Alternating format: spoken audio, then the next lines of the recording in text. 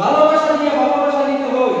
এই যে সিঁড়ি দেখছেন, এই সিঁড়ি দিয়ে নামতে হয়, একটা সিঁড়ির পরে আরেকটা সিঁড়ি হয়।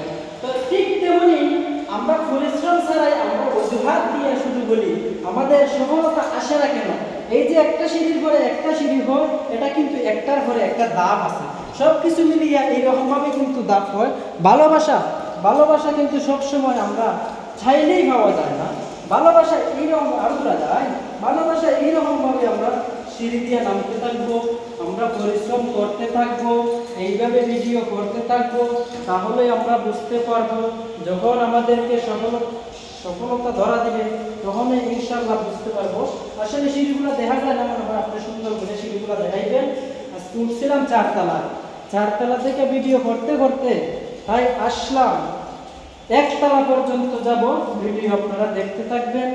যদি আপনাদের ভালো লাগে তাহলে অবশ্যই জানাবেন কেমন হইল ভিডিওটা।